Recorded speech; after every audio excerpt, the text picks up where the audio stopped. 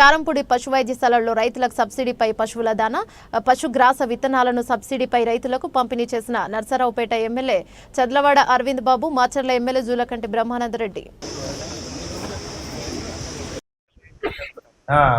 Veterinary అధికారులు కానీ వీళ్ళందరూ దగ్గర నుండి చేయించాలని తెలియజేస్తున్నాను.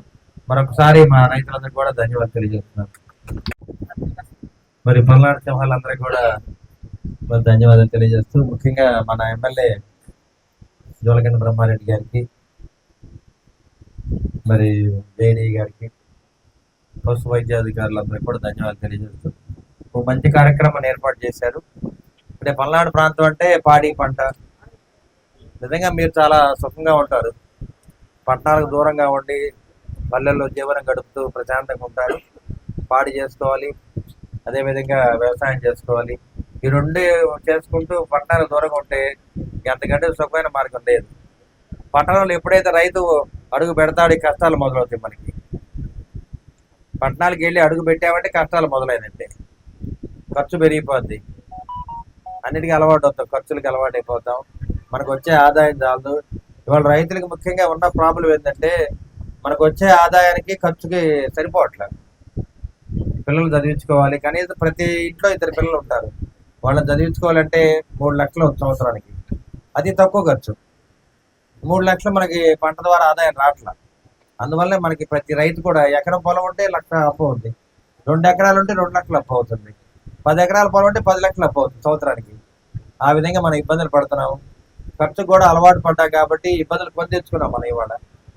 అదేవిధంగా ప్రభుత్వం చేసే ప్రతి కార్యక్రమం కూడా మన రైతు సోదరులందరూ కూడా చక్కగా నవ్వుతూ ఉండాలి, సంతోషంగా ఉండాలి. మన బిడ్డలు బాగా చదువుకోవాలి, రైతు సోదరుల బిడ్డలు.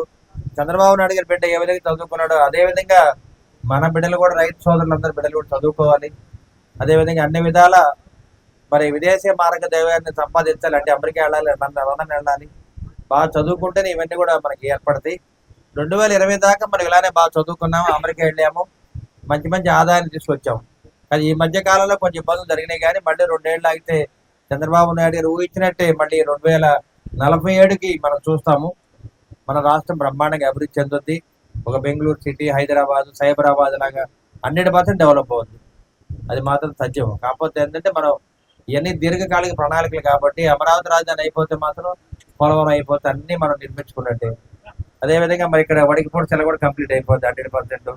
మన ఎంపీ గారు పూర్తిగా దాని మీద దృష్టి పెట్టారు. వడికిపూడి సెల అయిపోతే రైతులకి చాలా బాగుంటుంది. మాచర్ల ఏరియా రైతులందరూ కూడా, వినుకొండ ప్రాంతానికి. అదేవిధంగా ప్రభుత్వం చేపట్టే ప్రతి కార్యక్రమం మనుషులకు కాదు వైద్యం, పశువులు కూడా వైద్యాన్ని అందజేస్తున్నారు. అదేవిధంగా మరి టీకాలు వేయిస్తారు, సబ్సిడీ ఎరువులు ఇస్తున్నారు, సబ్సిడీ పశువు దానా ఇస్తున్నారు.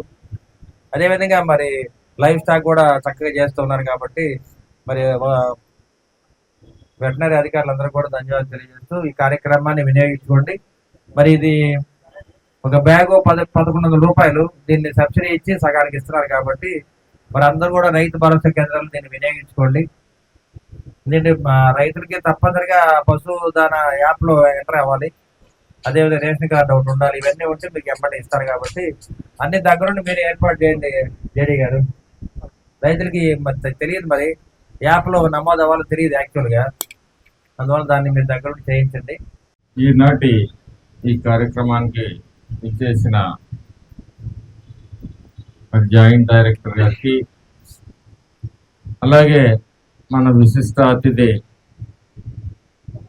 నర్సరావుపేట శాసనసభ్యులు పెద్దలు అరవింద్ బాబు గారికి, మరి వేదిక మీద ఉన్న అధికారులకు, రాజకీయ నాయకులకు, ఇక్కడికి ఇచ్చేసిన రైతు సోదరులకు, పాత్రికేయ మిత్రులకు అందరికీ హృదయపూర్వకమైన నమస్కారం. 5 సంవత్సరాల మరి పరిపాలనలో జగన్మోహన్ రెడ్డి గారు అనేక పథకాలని రద్దు చేయడం జరిగింది. ఈరోజు కూటమి ప్రభుత్వం ఎన్ని ఇబ్బందులు ఉన్నప్పటికీ కూడా మళ్ళీ అన్ని పథకాలకి కూడా జీవం పోసే దిశలో ఒక్కొక్క అడుగు వేస్తూ మరి ఈరోజు మొన్న మనం గోకులం షెడ్స్ ఇచ్చాం. ఈరోజు మరి పశువులు పెంచే వాళ్ళ కోసం దాణా కూడా సగం రేటుకి 50% సబ్సిడీ మీద 555 రూపాయలకి ఒక బ్యాగ్ ఇవ్వటం జరుగుతుంది. అంటే నెల మార్చి నెలకి ఒక రైతుకి ఇవ్వటం జరుగుతుంది. అలాగే దీనికి మరి భారత్ పశుధన్ యాప్లో మీ దగ్గరలోని రైతు సేవా కేంద్రంలో మీ పేరు నమోదు చేసుకోవాలి. అలాగే మరి ఏవైతే మీ పశువులు ఉన్నాయో వాటికి టీకాలు కూడా వేయించాలని చెప్పేసి మరి నిబంధనలు ఉన్నాయి. అలాగే మీరు తెల్ల రేషన్ కార్డు రైతులు మాత్రమే ఇందుకు అర్హులని చెప్పేసి తెలియజేస్తా ఉన్నారు. ఇది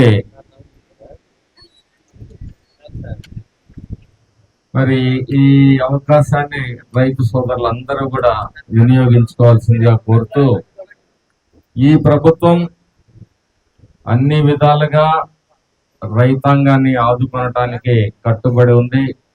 అందుకే ఆక్వాకల్చర్ నుంచి, ఫిషరీస్ దగ్గర నుంచి, మరి అలాగే కోళ్ల ఫారాల దగ్గర నుంచి, పశువుల దగ్గర నుంచి, మేకలు, గొర్రెలు పెంపకందారుల దగ్గర నుంచి అందరికీ కూడా మరి న్యాయం జరగాలనే ఆలోచనతో రాష్ట్రం ఎన్ని కష్టాల్లో ఇబ్బందుల్లో ఉన్నప్పటికీ కూడా మరి అందరినీ ఒకే దృష్టితో చూడాలని చెప్పేసి ఈరోజు ఈ కార్యక్రమాలన్నీ కూడా మళ్ళీ జీవం పోస్తున్నారు. కాబట్టి రైతాంగం ప్రభుత్వ కార్యక్రమాలని వినియోగించుకోవాలి.